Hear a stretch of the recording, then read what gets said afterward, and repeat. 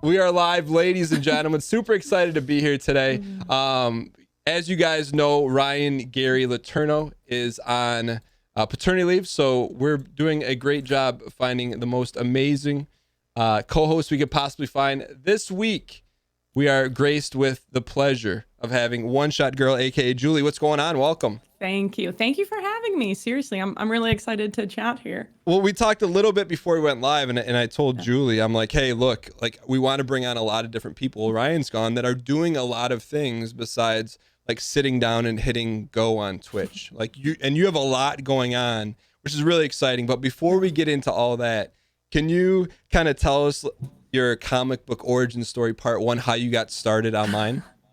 Yeah. So basically, for those that don't know, I'm a daily Twitch streamer. I go live for like 4 to 6 hours, do a variety of games on my channel. But yeah, Twitch is like my bread and butter right now. But I first actually started streaming back on YouTube when YouTube gaming came out back in like 2015. So before they launched that platform, I had just started doing some gaming uploads just for like a couple months. And then YouTube gaming came out and I was like, oh, like I should give this a try.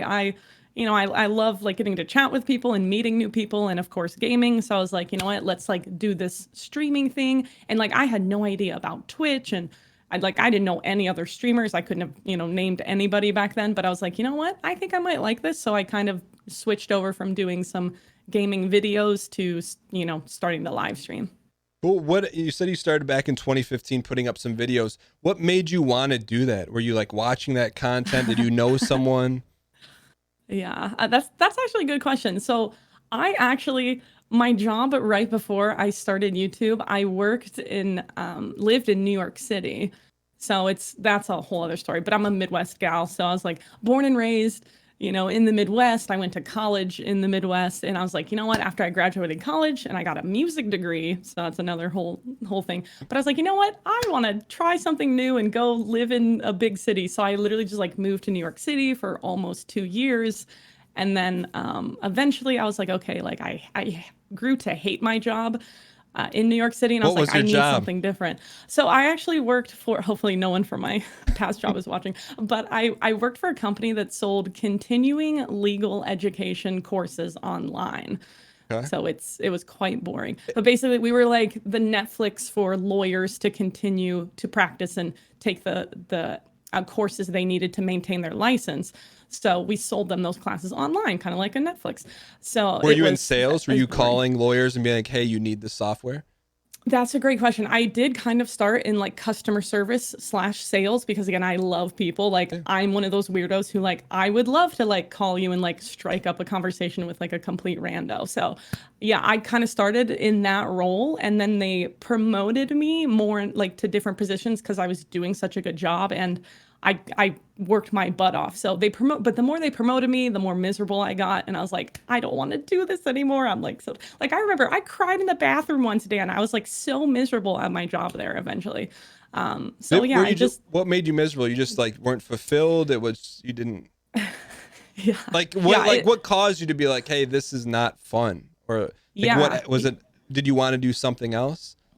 Yeah, it was the feeling of like knowing that I wasn't using my passion. So, so unfulfilled, but also I was working like 10 times harder than the people next to me. Like I remember one of my coworkers was like watching March Madness on his computer and I'm like sitting there like working my butt off, like doing emails and like calling people. And I'm like, okay, the guy next to me is making more money than me and he's literally watching basketball and I'm here, working so hard. So just like that feeling just compounded like every day. So okay, so you go from that, so say like you're doing really well, in your job but hating it, and then you quit, and then what? Like, yeah, had you done any video stuff then, or are you like, oh, now I'm gonna do YouTube now that I quit my job? Yeah, it was kind of like I quit, kind of like just kind of out of the blue, and I hadn't really had any experience in video editing or anything like that, but I kind of dabbled with it. I would make like, I sound so creepy. I would make like silly music videos about my friends, like, cause I was a music major. So I loved writing music. So like in college, I would make up just like goofy songs and get my friends to all make like music videos. And then I would sit and I would edit for hours and hours. And just literally like it wasn't for a class, it wasn't for anything, just for fun. So I just like had this passion. I loved music. I loved, editing and making videos. So it just kind of went Are from any of there. those videos available to watch on the Yeah. internet currently? Thankfully, I took down. I had a YouTube channel. I took it down. So no, they are not there. Okay. No. So you have a little bit of experience making like homemade music videos with your Yeah. friends. But Yeah. you quit your job and you're like, "Hey, I'm going to make homemade music videos with my friends." What did you do next? Yeah, so because I had always loved gaming. So here's the thing. So before I started like officially like in 2015, like with my One Shot Girl brand, so I knew that like I knew a couple YouTubers were super famous, like PewDiePie. Back then, the style of videos, it was like you do like a 30-part walkthrough of a single player game. So like Markiplier, Jacksepticeye, like those were like the big three. And I was like, you know what? They like make a killing. Like they at least just, they can do what they love. They make enough money to support themselves. And I was like, why can't I do that? So I just knew of a couple of the big guys and I was Yeah. like, I should try. Why not? So what would you remember your first attempt at putting up a gaming video? Yeah, I do actually. It's so cringy. It's still on my YouTube channel, but there was this game called Heavy Rain. Okay. And I think in 2015, I think the game was still like a couple years old, but it's super old right now. But it was just like the single player, almost like cinematic game where you make decisions for the I've characters always wanted and to it play affects the that. story. Yeah. Yeah, And it's yeah. like very So well received, but very serious too, like serious yes, tones. Yeah. yeah. So I was like, you know what? This actually seems like it could be fun, but I didn't have like a face cam and I was like not comfortable like on camera. So I was like hardly talking. Like I talk way too much now. I'm way too comfortable probably nowadays, but yeah, it was quite cringy, but that is my first series that I ever uploaded. And so you did that after you quit your job or okay, so you have no job at this point. You're like, hey, I'm just going to put these up. Now, okay, so I'm going to ask a personal financial question. Did you have money Yeah. saved up to be like, okay, hey, I can mess around for a couple months? Yes, exactly. So yeah, that's a great question too. I had saved up enough money. So like my job in New York, like it was paying me like enough money to live. Like I lived on the Upper West Side in Manhattan. So I had like a great job from a financial standpoint. So I had saved up some money and my parents were very gracious. I literally called them when I wanted to quit and I was like, Mom and Dad, I want to start a YouTube channel. Can I come live in your basement for like a couple months till, just to see what happens? Yeah. And they were like, what is a YouTube channel? But sure, we love you. Like we want to support you. They are fantastic. That's So amazing. they let me live rent free for like a couple months, and then they started charging me rent. And eventually, I moved out, so I'm no longer there. But to have supportive parents like that, that's a pretty big yes, like, hey, I'm very successful in New York City. Yeah. I'm gonna quit and come move home and make YouTube videos. Like, Yeah, that's no, pretty it amazing that was they're huge. like, yeah, come on in. It So was huge. Where Yeah. you don't have to get super detailed. Where in the Midwest did you grow up?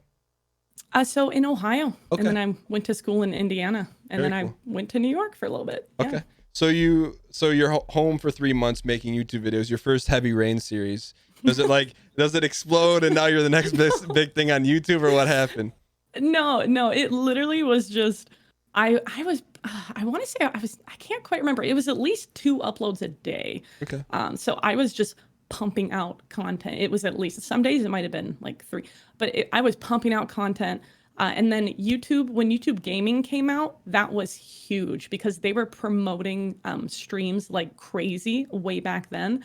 So I was able to hop in the very early stages, and then my channel, just eventually just started to get bigger and bigger and bigger because, for the most part, because of streaming. So that really, really helped. Okay, so you went from putting up some Heavy Rain videos to then YouTube streaming comes along. You're like, hey, I'm gonna try this. So you're like, call you an early adopter to streaming on YouTube. Yeah. And Yeah. do you remember what you streamed in the early days? It was a lot of games with my viewers actually. So I remember doing like GTA 5, like pulling people into lobbies and just like goofing around, and Rocket League, having people come and play with me and play against me in like custom lobbies. So it was basically like just even like there was a game called Agario. So goofy, but just like stuff that Is that could the worm bring one? people The in. one with the worm that goes around? Is it?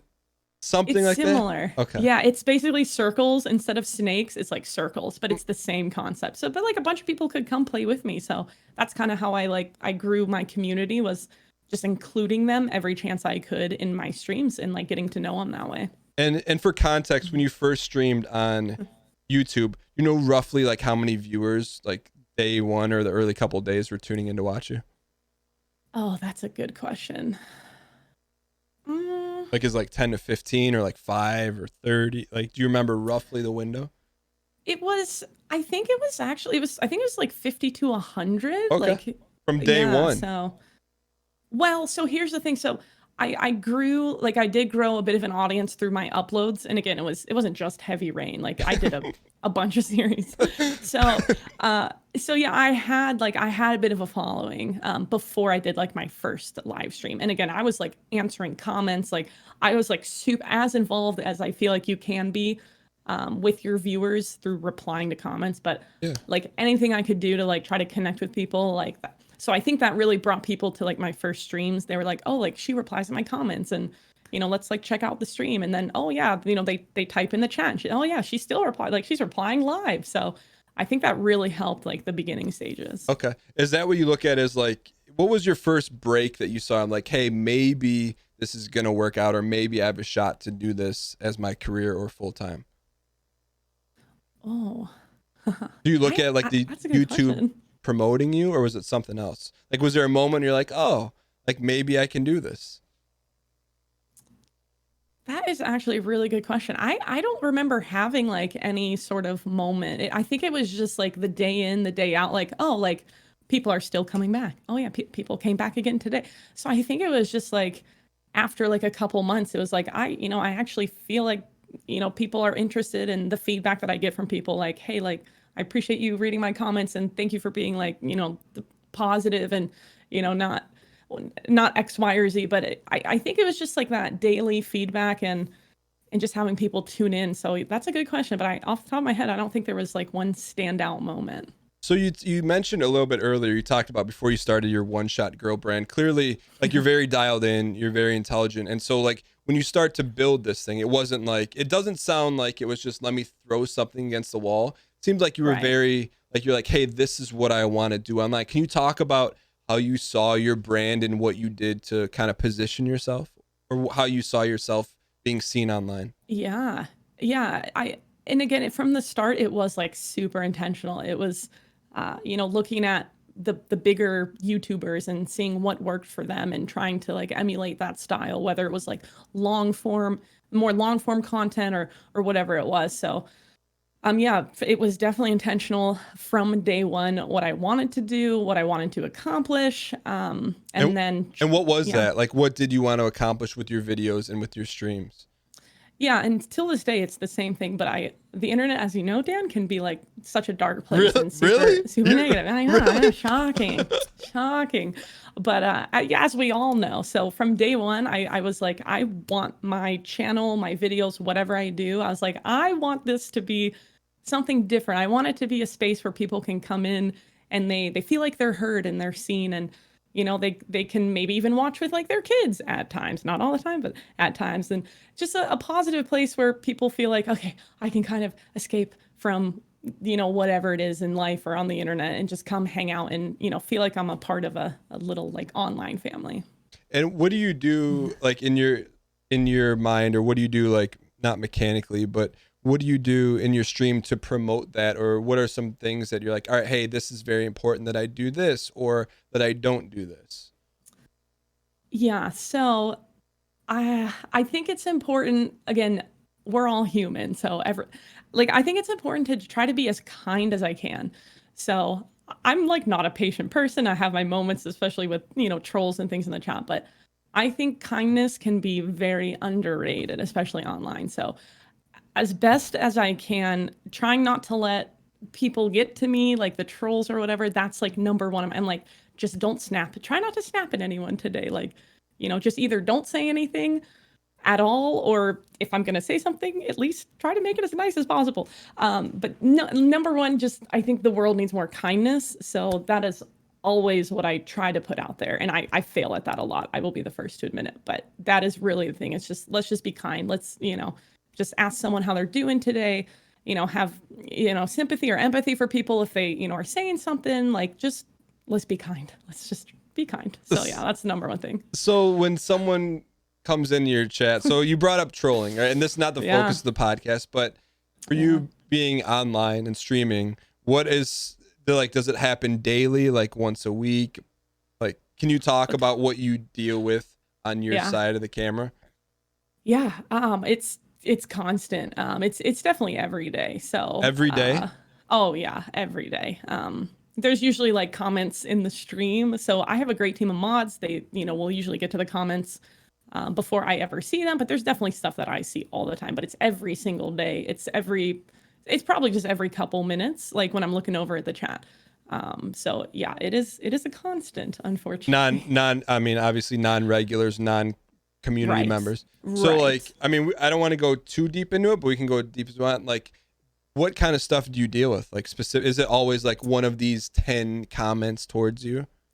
Yeah, there's definitely a lot of, I'd say number one is like sexism. So a lot of comments are like, get back in the kitchen, or, stuff like that, like silly things. But I'd say the number one thing is definitely it's sexist comments.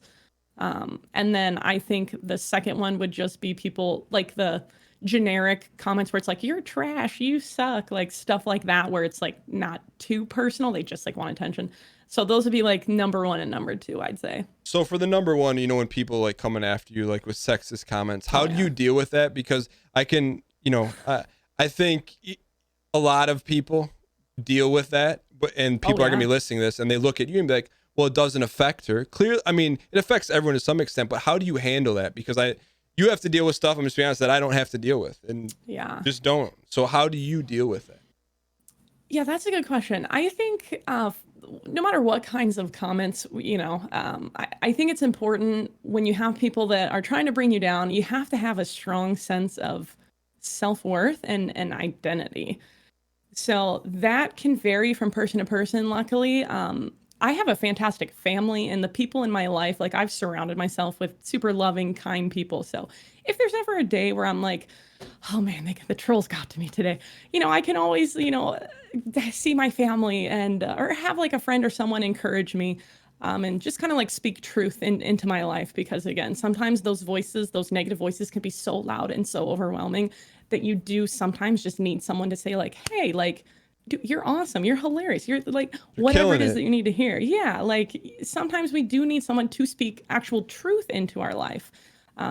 And then also I'm a Christian, so faith is like huge for me. Yeah. So without, I don't want to go too far into it, but that plays a huge part of my identity. Is like, okay, I know what like these people say about me, but what matters is what God says about me. So I can fall back on my faith and my family.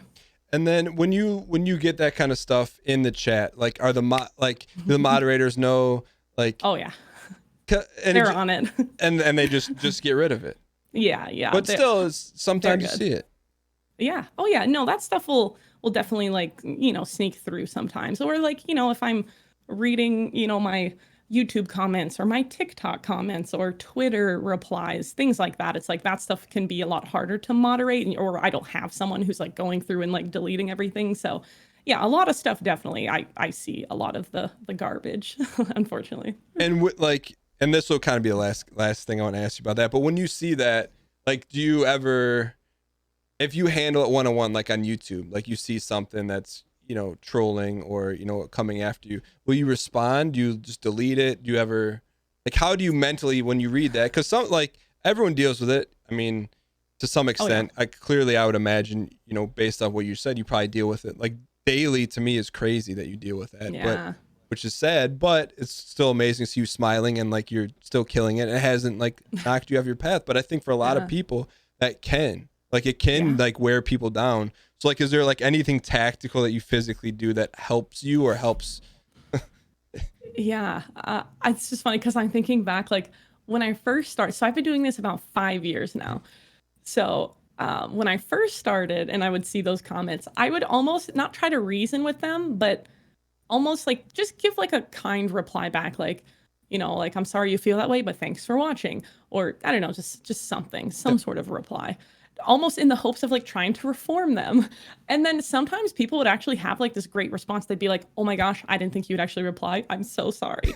And I'm like, you just wanted attention. See, and it's like they just want attention.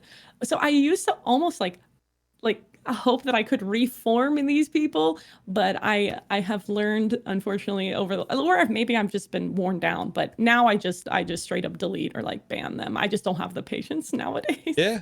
Well, I mean, it's that, and we talked a little bit before we went live. You have a lot going on, right? So you don't just sit down and hit the go button on Twitch. There's a lot going on. Can you talk about, so right now, let's just real quick for context, how often do you stream? What days? Where at what time?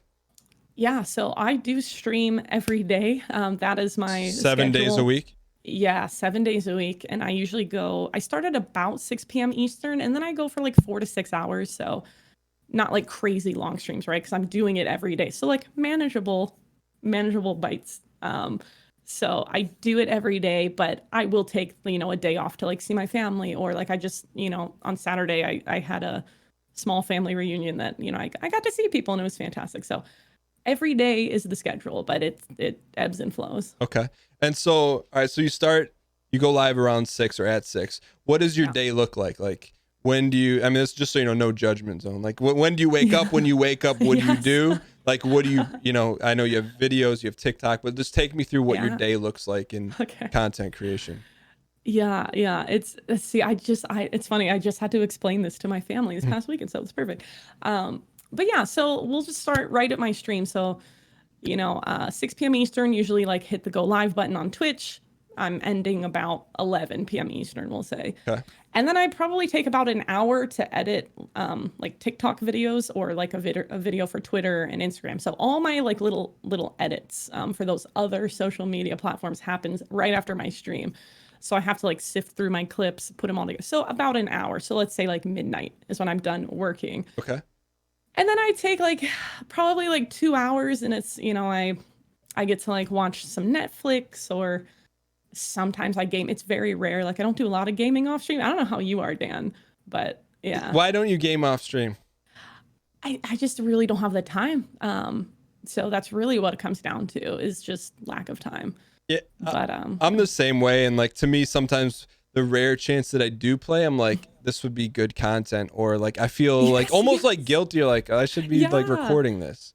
Okay. So anyway, so you take a couple hours, you'll chill out, maybe play a game, watch Netflix. Okay. Yeah. So then you shut it down at what time, roughly? I'm hopefully sleeping by like 2 or 3 a.m. So that's, I try, but sometimes like I can't shut my brain off. But yeah, 3 a.m. is like great. 2 a.m. is fantastic if that happens. And then I love my sleep, so no judgment here. But I wake up at about noon. Okay. So I try to get like 9 hours. I'd love to get 9 hours of sleep, but I'm usually up by like noon, depending on how tired I am.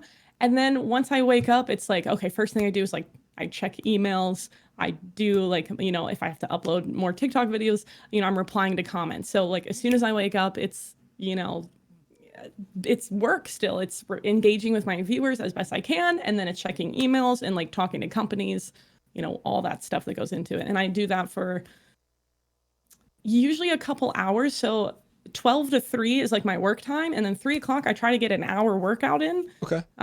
Today I'm not working out because I get to chat with you. So it's perfect. Thanks for foregoing your workout. Yes. I hate working out, so this is much better. But yeah, so like 3 to 4, I try to do a workout. 4 o'clock, I try to shower, try to be done by like 4:30. And then I have like an hour where I can eat and also maybe like watch Netflix or chill out. So I have like an hour trying to get ready for my stream starting at 5:30. And then you rinse and repeat. So that's like literally my life. So I want to talk to you about that, like that 12 to 3 o'clock time. So in terms of, because you see value, or let me ask, how did you see value in going to TikTok, right? Because not everyone does it. You've been doing it for a while. Like, what made you do that? So I noticed that just some other streamers, content creators, whatever you want to call them, but I noticed that they were finding great success on TikTok. So just being aware of my colleagues, my peers, the different social media platforms, but I would see like awesome growth with, people posting gaming content. So I, eventually just started to post, see kind of what would hit. And then, Like what kind of yeah, I stuff did you guess post early? Because it's a it totally would, different platform than, it yeah. is. It is. So usually I would just try to post like funny moments, fails, or if there's like, an awesome win or, some clutch gameplay moment. But usually like as funny as possible or the best kind of, gameplay or clip that I could find. Okay. So I got your, so I just pulled up your TikTok. So I'm like, so there's a lot. I mean, like, I'm Yes. like, I'm going, I'm still going. Hundreds. I'm still going. So what do you remember? Like, did you, one of your early ones, did it catch fire and you're like, oh my gosh, like this, I need to be doing this. Yeah, so I think when I first started TikTok, I was playing more Fortnite. So I remember posting like just like a sniper montage or something where it's like headshot, like awesome shot, something like that. And I noticed that like those would get some views. And then also with TikTok, right? It's originally it's music, like it's focused on music. So I would try different songs and things and like just see like what combination, like this montage with a song, how does that do? This montage without a song, how does that do? This clip with a song. So it's kind of just like almost like A/B testing, like what kind of worked, what didn't work. So I do remember though, like some, would get like a couple 100,000 views and I was like, yeah, this is like awesome. So I saw the potential like early on, but it's hard, like the algorithm, it's hard to like pinpoint and nail it down. So for context, like roughly, like in modern day, like today, how many TikToks are you posting a day roughly? So right now I'm trying to do 5 a day. So That's a lot. Like, do you post it's a them all at lot. once? Do you like spread them throughout the day? What's your like, how do Yeah. you attack it? I do spread it out. So I try to do one at noon Eastern. So I try to do 12, 3, and 6. And then after my stream, I post as soon as I'm done. So it just depends. But usually it's by midnight though, by the time I edit. And then I try to squeeze one in at like 2 before I sleep. So I do 3 before I stream and then 2 after I stream for about roughly 5 a day. I'm just laughing because I'm like that's like that's awesome. It's a lot. And then, but Yeah. like, because I want to see if you do the same thing. Like, I'll check it. Like, hey, did this one go? Did it, like, do you do the same thing? I do. Sometimes I try to check it within like a couple minutes, and then I can usually tell like if it gets a couple thousand views, I'm like, okay, this one may hit like 100K or whatever. But sometimes I'm so busy that I don't really notice or care, I guess, in the moment. In terms of everything you've done on TikTok, have you distilled it down? Because last week we had Dakota's on, and he's like, hey, Yeah. like I think for me it was the red titles that I think work well. And they're like, we're just talking about like what we think works well. There's no necessarily data to be like, oh, the red. Yeah. What do you have something like that where you're like, oh, I think this kind of works good for me? Unfortunately, I don't. So Yeah. I don't know. Like that's the thing is, I started posting Fall Guys clips, and I think just because Fall Guys, there's like those crazy moments, the silly moments. That game, like there's just the potential for things to go viral is just built within the game itself. So I don't know. I just try to post like what I think is funny or what I think is like a good moment, and then it just like picked up. Like so. I was just like, thank you, TikTok gods. I don't know. I wish I knew. And then so, because I think this is the hard conversation. I talked to it with my co-host Ryan Northern Light a lot. Is like, okay, so we're on TikTok, we've had some success, but it's not necessarily. Well, let me ask you this: how do you think that translates to you on Twitch or on YouTube? Like, how do you view that? That's a good question. By the way, I've seen your TikTok, so I know. Oh, I know thank you're you. out there killing it on TikTok. I'm trying. Yeah, no, TikTok is awesome. I literally ever since like the algorithm caught on to some of my videos and has been promoting them, I'm like encouraging people. I'm like, hey, just if anyone's a new streamer, content creator, you should really be looking into TikTok. So it has definitely made an impact. There's people who are constantly finding my streams now and they're like, I love you on TikTok, or I saw you on TikTok, or you're all over my For You page. Comments like that are super prevalent now, and it was never a thing. So it's definitely, I've seen an awesome increase in my concurrence on Twitch. And again, I've seen an increase in subs on YouTube. And so it definitely has bled over into my other social media platforms, which is awesome. Yeah, I mean, and I think that's cool because, what's your take on organic growth on Twitch? So let me ask you this for context. When you went from YouTube to Twitch, how many people were watching you on YouTube, and then when you moved to Twitch, like what was your average concurrent? Good. That's a great question. I probably had about 2,000 concurrents on YouTube before I switched over. What made you switch from? Yeah. I mean, that's a Yeah. huge audience. Yeah. No, it was such a hard decision, Dan. It was such a hard decision. But ultimately, what did it for me, YouTube had a lot of issues. So there would be things like random buffering, random black screens, just like issues that were not like, it wasn't the streamer's fault. Like I was literally, I remember I was in a Twitter DM with some other YouTube streamers, and literally people would be like, "Oh, I'm getting the black screen error today. Oh, notifications aren't going out for my streams today." Like we literally had a group, and people would constantly just be like, "This is happening again. This is happening." So it really took a toll mentally, because like I would be having a great stream, and then all of a sudden YouTube would hit us hard with a buffer, and I'd lose half my concurrence. And just after a while, like I'm talking like a year of this, so months and months of like issues and things just outside of my control. I was like, this is just wearing me down. And then I also, for a year, as a way to like test the waters, I did live streaming on Twitch as an affiliate. So I would stream on YouTube for like 3 hours, and then I try to bring my audience over for like a little nighttime stream for like 2 hours on Twitch. So I would split my time. You're a hustler. I was like, I thought you like dual streamed it. You're like, no, I did my stream on YouTube and then did another stream on Twitch. Yeah. So, I mean, you did that because you're like, hey, I got to see if this is a chance. Yes. I was like, before I like completely just upend everything that I've worked for 4 years, I was like, I need to be smart about this. Like, let's test the waters and see how Twitch is, because I never streamed on Twitch. So after a while, like my Twitch streams were going great. I never had one issue. I've never had one issue on Twitch that wasn't ultimately my fault. So it was just like a breath of fresh air. I want to rant for a second, and I never do this, but like I get a little bit, and I don't get upset. I get upset when I see people complain about Twitch, because like we are on this platform that delivers so much content live, and they don't charge us anything. Like it's free. As an affiliate, you didn't have to pay to do that. Right. And like I never heard, I think I find this interesting that I didn't know that YouTube had those problems early in the day. So anyway, my rant's over. I didn't mean to cut you off. So you start to move the audience over, and what do you find out? So it worked. And again, YouTube was, and still is in my opinion, but majorly lacking a lot of features that Twitch has Twitch has got it in spades. But like YouTube, you can't gift a membership, as they call it. But like gifting subs is like huge on Twitch, and it's such a great way to like build your community and like encourage someone. Like the best feeling is when you get gifted a sub. I don't know, at least for me. Yeah. It's like you get this warm, fuzzy feeling, and it's just like it's so sweet and wholesome, dare I say it.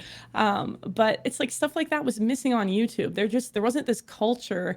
It's not the same culture on YouTube that is on Twitch, and it didn't take me long to realize that. And ultimately, I'm now partnered on Twitch, so yeah, it just didn't take me long. Like Twitch I just love Twitch, so it's just a lot better for me. Okay. And my viewers. That's so you did the affiliate, and then eventually you're just like, I'm doing this full time. Like I'm going over there full time.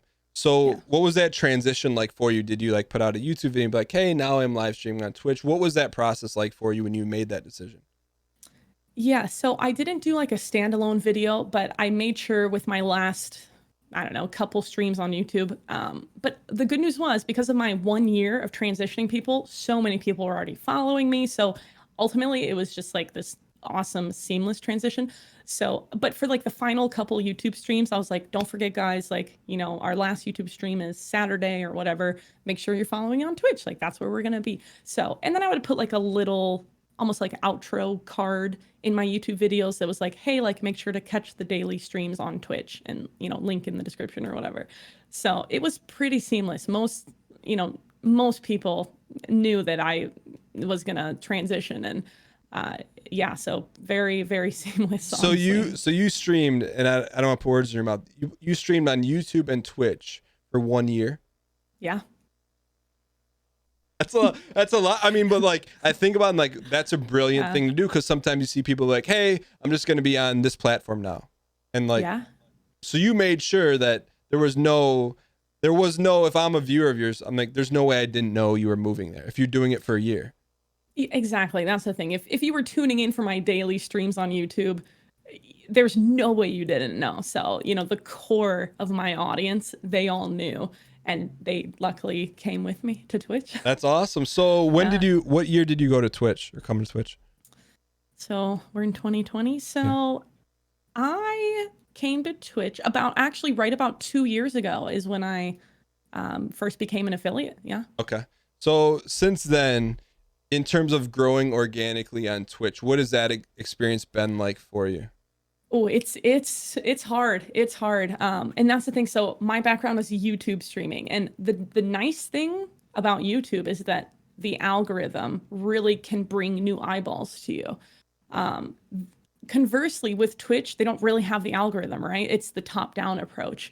So they're super, super different. So again, I think I got super lucky, if you want to call it that, but I was able to grow because I got in early on YouTube streaming, and the algorithm was just pumping viewers my way, right?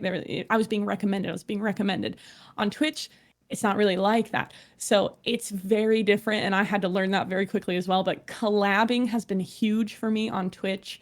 That has been probably, aside from TikTok over the past 6 weeks, collabing with people has been the number one probably factor for any growth. But it's hard to get recommended on Twitch.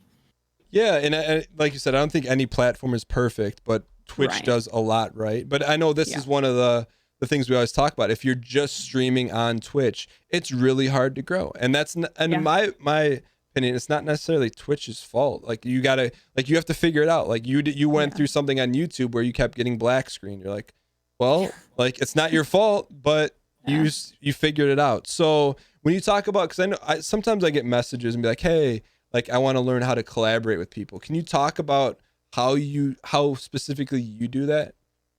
Yeah, so that can be a challenge because I think I'll just say for me, I have this fear sometimes when I reach out to people that it's especially if they have a bigger audience, I'm like, I don't want them to think that I want them for any reason other than I just think it could be fun to also just play together. Yeah. So there's definitely that fear when you reach out to other streamers that it's no one wants to be that person where it's we're just everyone sees you as a clout chaser. So I try to put that fear behind me and just say hey, I'm just gonna reach out and see what happens. And for the people that I think that know me, I hope most people don't think that or see that. But honestly, it's pushing that fear aside and just being hey, I'm just gonna reach out, see what happens.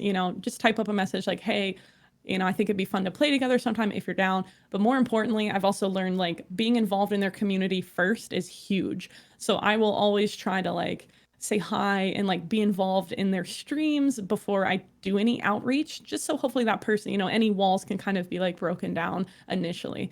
But it can be a little scary for sure. So, okay. So, and you're a part of communities that you're oh, I like this person. And I can see you working well with this person. Exactly. Because I don't remember how we connected. I don't know if it was a Twitter DM, but that's why you're here.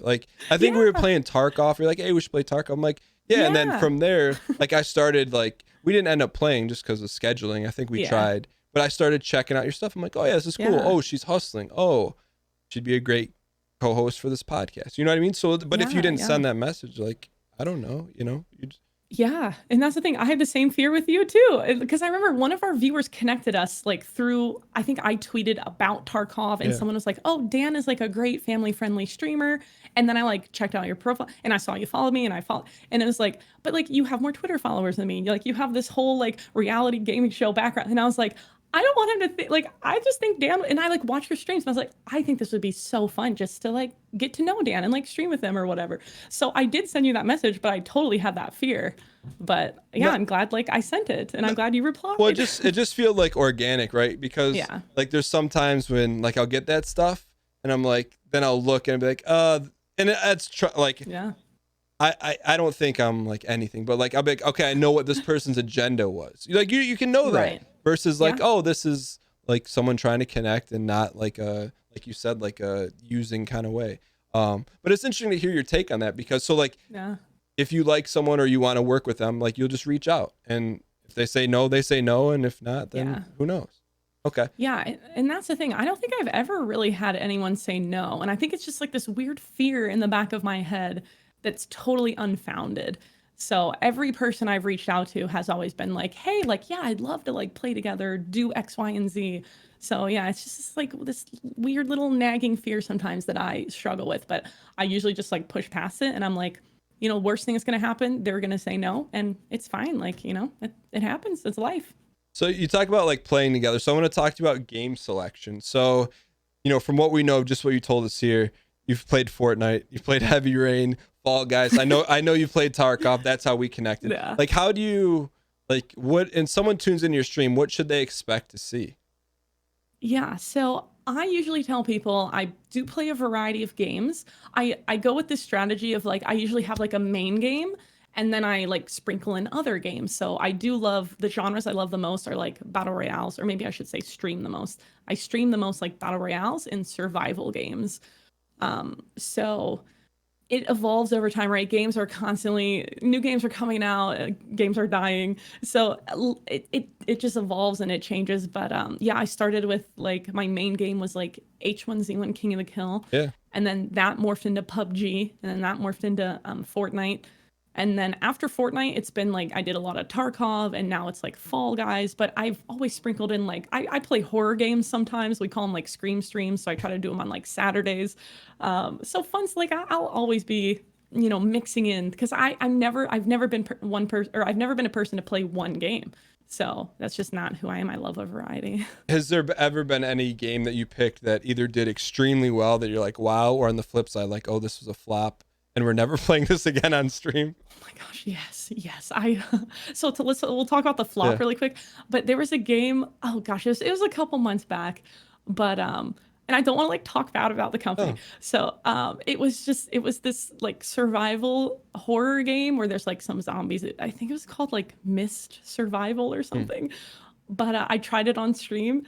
And I literally, after an hour, I was like, you guys, I can't play this. I was like, I can't play this anymore. It is what it is. But there's definitely those moments. And it was an indie game. So sometimes you just never know. When it's not like a super popular AAA title, like I definitely have played games and I'm like, yeah, I'm uninstalling this as soon as the stream ends. But it was fun. Like my viewers loved watching me like suffer for like an hour. They loved it. So it was a win-win, honestly. Got it. So if someone tunes into you, they would expect to see some kind of battle royale experience and then something like, do you always divide it the same way? Like, oh, we're gonna play 3 hours of battle royale, or is it just how do you like structure your show?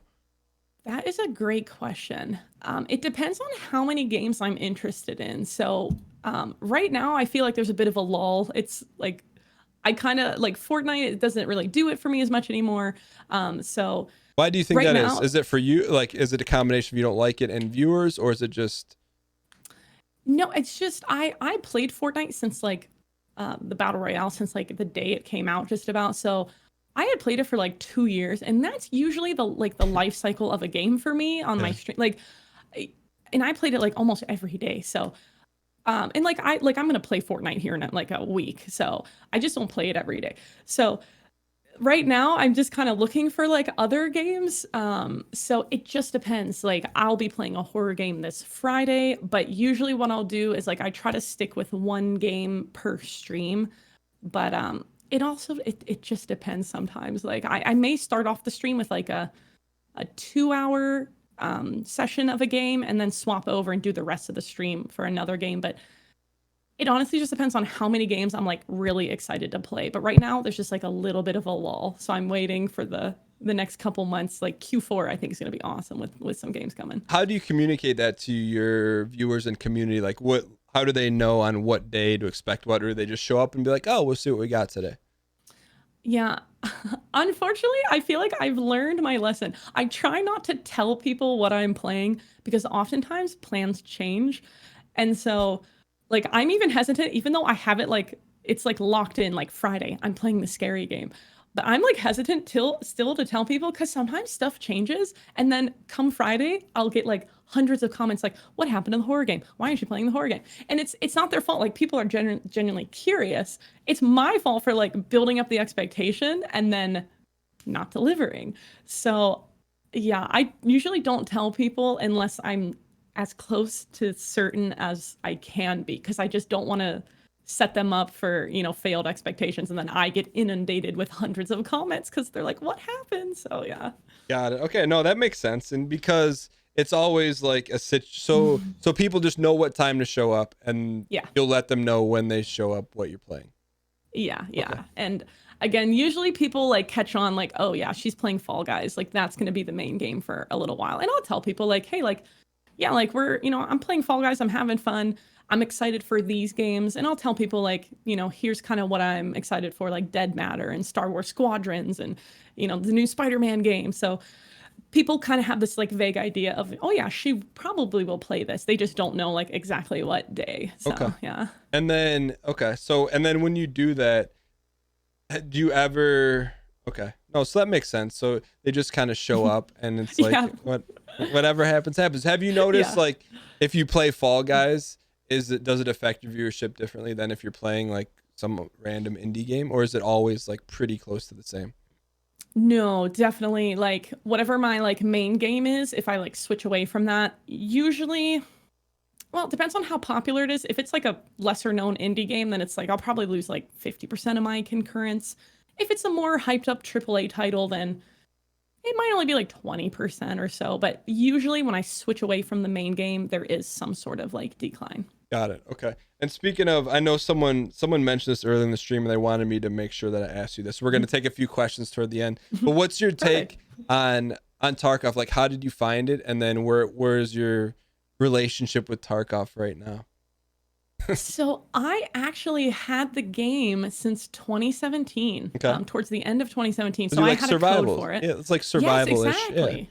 Yeah, exactly. So, and a first-person shooter. So Yeah. again, I know I said BRs and survivals, but I love like first-person shooters too. But yeah, so it's a game that is definitely one that caught my eye. So I literally had the game since like 2017, but I just never played it because back then, I had like a bunch of friends that were playing it, and there were so many issues, like desync or bugs or whatever. So like back then, people were constantly like complaining, even though they like still played it.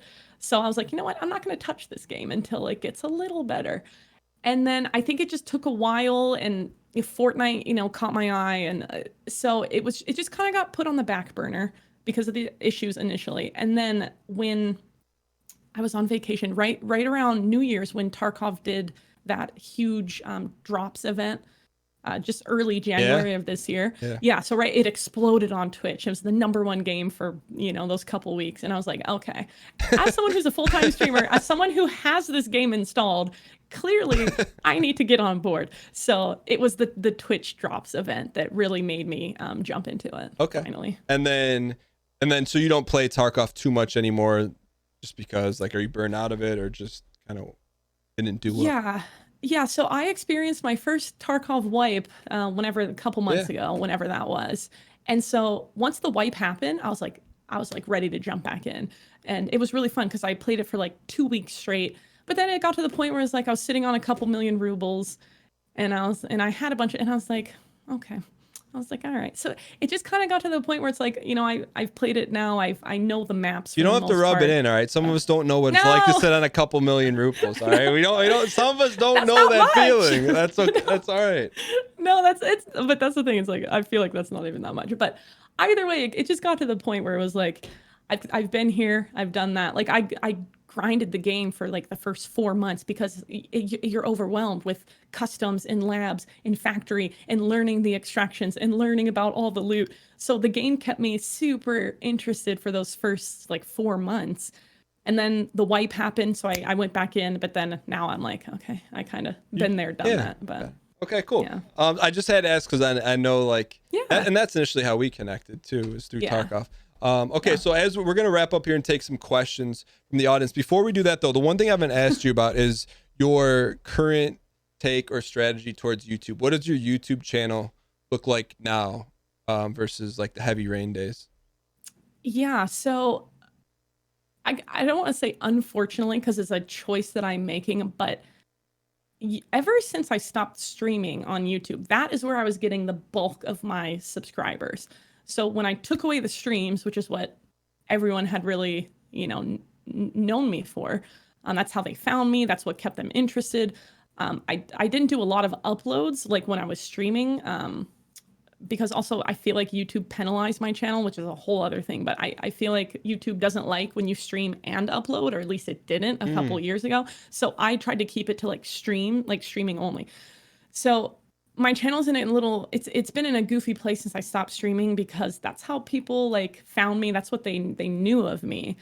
So I don't really upload that much anymore. It's like maybe once a month, but they're like fun highlights from my streams and stuff. But yeah, YouTube has definitely taken a back seat. I find that it's more of a better use of my time if I'm focusing on my Twitch channel and my TikTok and my Twitter and my Instagram and some other things. So it's definitely taken a back seat since I stopped the streams. Okay, so essentially you've slowed down and cut out YouTube as much as possible. And you said, Yeah. so you spend your time like outside of Twitch on TikTok. What do you do on Instagram? Similar to TikTok, a completely different approach? Yeah, Instagram is a bit of a mystery for me right now. I do post gaming content on there. They have this newer feature called Reels. Mm-hmm. So it's like 15, I think it's 15 seconds or less. So I try to possibly do some Reels. But yeah, Instagram, I feel like gaming content isn't like the best fit, or I haven't figured it out quite yet. But I am trying to do like TikTok-esque highlights on Instagram and do the Reels. So you've posted a few Reels so far? Yeah, I think I've done like maybe like 15. What have you seen from that? Because I've seen the feature. I haven't done it yet, but what have you got any feedback, or what's your take on that so far? Yeah, it definitely helps with impressions and video views. So the weird thing is though, I have another buddy who him and I constantly are talking about it. He has the same thing. His impressions are up, his video views are up, but it doesn't translate to followers, which is goofy. Mm-hmm. So same thing for me though. Impressions are way higher than if I just did a regular video and posted it on my feed. But when you do it as a reel, I get like 2 times the amount of views and impressions and all that. It just doesn't translate to followers. So yeah, it's interesting. It's interesting. Here's my take, is coming from someone who's never posted one, because I've never posted it. But when I go, when you go to the magnifying glass, or use like, the first thing I always see is someone's reel, like whether I follow them or not. So I wonder if it's kind of like the rewind back to when you were streaming on YouTube. There's not as many people doing it, so they're trying to like serve up and get that going. That's just my take on it. I don't know, but I will tell you this: at the end of the day today, I'm going to post a reel, and I'll let you know. Let me know. Yeah, come join. We'll make a Twitter group with the 3 of us talking about our reels. But that's like the kind of stuff, and that's why I wanted to bring you on, because I know you have like so much going on. You're trying, and like you even said A/B testing. Like some people I could say that to. No judgment to anyone, but it's like they don't know what that is. But like you're out there, like you're hustling, and I think that's what a lot of people have learned from this, is that you don't just show up and stream. Like there's a lot that goes into it. So it is a lot. as we wrap stuff up here, one of the big questions, one of the things we like to end with, is that there's someone like watching right now that is just starting out on Twitch, and you're like, hey, do this one thing and it will help you out the most. What advice would you give that person? Like tactical, not like, like physically what they can do. That is a good question. Oh, see, Twitch is so hard. I know Twitch is hard. Are we, how many viewers? Like, do they have like a couple viewers? Like a couple viewers. So like they say they've been, they've started streaming on Twitch. So it's not the email you get of like, hey, how do I stream on Twitch? What webcam? It's like they've been streaming for a couple months, and maybe they have like 0 to 5 viewers. Okay. I honestly would say it goes back to collabing. But more, I think again, more importantly than that though, or a step towards that, is find streamers or people that you genuinely like, be involved in their channels, in their communities, and then that should hopefully open the door one day for you to possibly like do a fun collab or something with them. But yeah, it's super hard. That's a good question. There's like 5 things I want to say, but I'd say that would be like the number 1 thing. Okay, what are the 2, 3, and 4? The other ones that you didn't decide. So number was the 2, best. I know. Number 2, I would say is if you have some people who are tuning in, like read your chat, like genuinely be like curious and involved with your viewers, like as much as you can, in a healthy way, of course. But like ask them how they're doing, ask them what they think about the game. It's just anything. Ask them about their job. Like I'll have people come in, they're like, I got that job that I told you about. I'm like, thank you for letting us know. Like keep us updated. I want to know. Like I don't know. I think if you can try to help build like a little family, like, your family should hopefully keep growing because they'll tell people, they'll want to bring people into, your little online family, and then those people hopefully want to bring people into your online family. But yeah, I'd say number two is as much as you can, like invest in your viewers because then they will invest back in you. So okay. And then my final question for you is what is your end game for this? Like, how long do you see yourself doing this, or like what do you see this being like, this is your life? What do you see? That's a good question.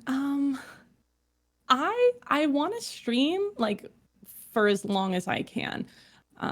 So like I want to be able to one day have the option to be like, this is it kind of thing. Like, so the goal is to be able to sustain, my life and my livelihood, like, and just be able to have that option where 10 years from now I can be like, okay, I'm retiring or whatever. So ultimately though, like that's the end goal. Like I know a lot of people have aspirations to like get on TV and do all these things, which is awesome and fantastic. My goal is to just literally be able to hit that start streaming button every day, have people come hang out with me. So the pace though is quite, I think, unsustainable. Like every day, it just, and like the comments, like people wear you down. So I do think that I can't sustain this pace. So eventually it will be like maybe Monday through Friday streams, and then maybe Monday, Wednesday, Friday, or something where, I can semi-retire and pull it back a little bit. But I love streaming so much that I do just want to do this for as long as I can. And that's what I was going to ask you. I mean, you're going 7 days a week, and Yeah. you've been doing it for a long time. Like, do you think at any point, like, are you close to being, all right, Monday through Friday? Or you, like you said, you just love it so much and you can do it, so you're doing it? Yeah, that's the thing, is I do love it so much that like sometimes, like if I do feel like I need a day off, like I'll go hang out with my family and then I come back and like I might fire up a game, and I'm like, well, geez, if I'm playing, like I might as well be streaming. So I like fire up my stream. So yeah, it's hard too because I have such a passion for gaming that when I'm not streaming, if I'm gaming, I, like you said, it's like, well, that would have been a great stream or a great clip. But yeah, I don't know when I'll pull back. I just became an aunt, like a first time aunt. Oh, congratulations. Yeah, thank you. Like 6 months ago, my niece and nephew are literally just like a couple weeks apart. So one for my sister, one for my brother. So that also is like, I want to be able to spend time with my niece and nephew, and just the things that really truly matter at the end of the day as well. So I probably not for a couple years, but eventually I will start to scale back a little bit and lessen the hours that I'm streaming. Very cool. Well, Julie, thank you so much for coming on. For people that have enjoyed this entire podcast and they don't know where to follow you, can you let them know, hey, this is where you can follow me on these platforms. Here's when I'm live. So people can now, like, who wants to connect with you can do that. Yeah, thank you for asking. But yeah, my brand is One Shot Girl, so it's silly. I'm trying to get rid of the underscores, but it's spelled ONE_SHOT_GURL. So it's girl with a U. Let me ask you about that. Where did that come from? And like, I will never nitpick, but like everything you have is like super dialed in. Yeah. And I was just, when I was looking you up on TikTok, I'm like, I can't find you. I'm like, oh, I spelled girl the right wrong way. Like, did you were just like, oh, let me just come up with this? Yeah, no, there's some things that I wish I could change, of course, about the name. But it was my gamer tag, One Shot Girl. So it's just been my gamer tag forever almost. So I was trying to think of like, what am I going to call my channel? What am I going to do? And I just One Shot Girl. I've always loved like sniping, first person shooters, gets back to that. And then it's nice and easy. I could make a cute or boring, if you want to say, little crosshair logo, and like, so it kind of worked. But there, for SEO, like, you don't want underscores, you don't want girl necessarily misspelled. But okay, so sorry, I cut you off. All right, so twitch.tv/one_shot_girl GURL. Okay, where else can we find you? Yeah, you can find me on YouTube, Instagram, Twitter, and TikTok. Those are the main platforms right now. Same, all the underscores? All the same. Oh, well, at least you got, it's consistent. I know. The uniformity is great. So at least I got that. But all right, Julie, thank you so much for coming on. It was awesome. It was great getting to know you. Dan. Great hearing your story. And, for me, like, I walk away, I'm like, man, like, I think I work pretty hard. I'm like, Dang, you work really hard. No, you do too, though. That's the thing. That's the thing. But no, thank you so much for coming on, and be sure to follow Julie on all of her platforms and check her out on Twitch. So thank you so much for coming on. Thank you so much, Dan. And maybe we can squeeze in that Tarkov session one day soon. So as soon as the game piques your interest, we'll get back in. All right. Thank you, guys. Bye, Dan.